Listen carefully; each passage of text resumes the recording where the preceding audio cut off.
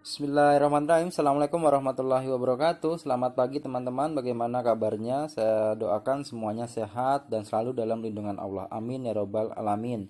Masih bersama saya Sifu Optra. Kali ini kita akan belajar lagi, yaitu berkaitan dengan teori 5 unsur. Kalau kemarin kita sudah belajar fenomena organ, di mana secara TCM organ tubuh manusia dibagi menjadi 5 unsur alam. 5 unsur alam itu yaitu ada kayu, api, tanah, logam, dan air, disingkat menjadi katla. Unsur kayu mewakili liver dan kantong empedu. Liver itu disebut unsur kayu.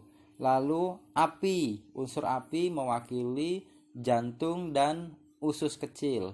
Unsur tanah mewakili limpa dan lambung. Unsur logam mewakili paru-paru dan usus besar, dan unsur air mewakili ginjal dan kantung kemih. Kelima unsur ini semuanya saling berhubungan antara satu dengan yang lain. Jadi antara satu unsur dengan unsur yang lainnya itu nanti saling mendukung. Nah, itulah yang disebut dengan teori 5 unsur. Yang hari ini akan kita bahas. Teori 5 unsur terdiri dari 4 hubungan, yaitu hubungan saling menghidupi, saling membatasi, saling menindas, dan saling menghina. Kita akan bahas satu dulu, yaitu hubungan saling menghidupi. Hubungan saling menghidupi adalah hubungan di mana antar organ, yaitu organ satu dengan organ yang lainnya, saling mendukung berdasarkan skema katla: kayu, api, tanah, logam, dan air. Sehingga di skema saling menghidupi ini, katla itu tidak boleh terbalik. Misal teman-teman diganti lakat, talak, atau aklat, itu tidak bisa. Tetapi tetaplah katla adalah katla, urutannya tetap katla: kayu, api, tanah, logam, dan air. Bagaimana menganalogikannya seperti ini. Kayu menghidupi api. Apa yang dimaksud dengan kayu menghidupi api? Yang dimaksud dengan kayu menghidupi api adalah teman-teman menganalogikan sebuah kayu yang kering. Jadi kalau teman-teman pergi ke hutan tidak menemukan bahan untuk membakar, maka teman-teman akan menggosokkan atau menggesekkan antara dua batang kayu. Ketika dua batang kayu yang kering digesek, maka lama-kelamaan batang kayu itu akan panas dan akan menghasilkan api.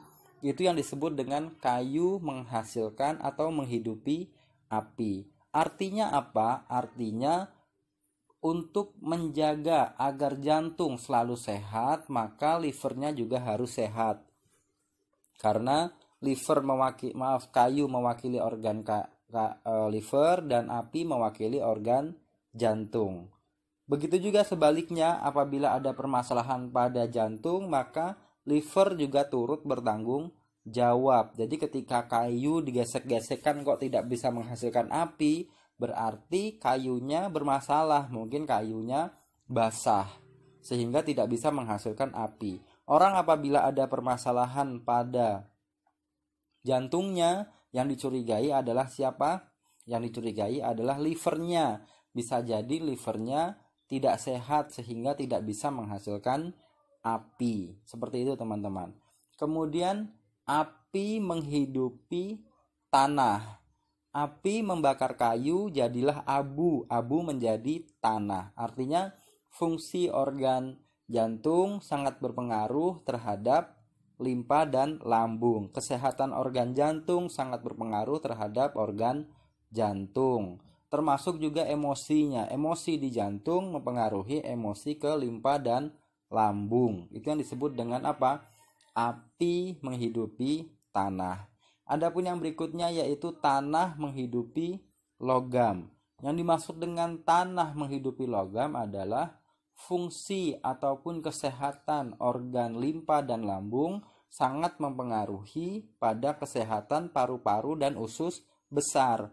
Orang kalau limpa dan lambungnya sehat, maka paru-parunya akan sehat. Kalau limpa dan lambungnya sakit, maka paru-parunya akan ikut terpengaruh. Maka itu ketika seseorang mampu menjaga limpa dan lambungnya, maka paru-parunya akan baik, akan sehat. Ketika orang bisa menjaga emosi yang berpengaruh terhadap limpa dan lambung, maka paru-parunya juga akan sehat. Itu disebut saling menghidupi. Kemudian logam menghidupi air. Teman-teman tahu di sebuah lahan yang memiliki unsur logam yang bagus, biasanya di situ terdapat mata air yang juga bagus. Artinya apabila teman-teman memiliki paru-paru yang sehat, maka itu mengartikan bahwa teman-teman juga akan memiliki ginjal dan kantung kemih yang bagus karena logam menghidupi air. Artinya kalau teman-teman pengen memiliki ginjal yang bagus, siapa yang harus dirawat? Yang harus dirawat adalah paru-paru dan usus besarnya. Makanya orang itu kalau paru-parunya bagus, maka ginjalnya juga dia akan kuat. Itu yang disebut dengan apa? Disebut dengan logam menghidupi air. Sekarang air menghidupi kayu. Tanaman baru akan tumbuh subur apabila airnya cukup. Artinya fungsi kayu, fungsi liver baru akan baik jika memiliki ginjal yang bagus. Jadi fungsi organ ginjal akan sangat berpengaruh terhadap fungsi siapa? Terhadap fungsi liver dan kantung empedu. Jadi seperti itu teman-teman, itu disebut dengan apa? Skema saling menghidupi. Jadi antara satu organ menghidupi organ yang lainnya. Saya pikir seperti itu penjelasan singkatnya. Nanti kita lanjutkan lagi bersama saya Sifu Oktra. Wassalamualaikum warahmatullahi wabarakatuh.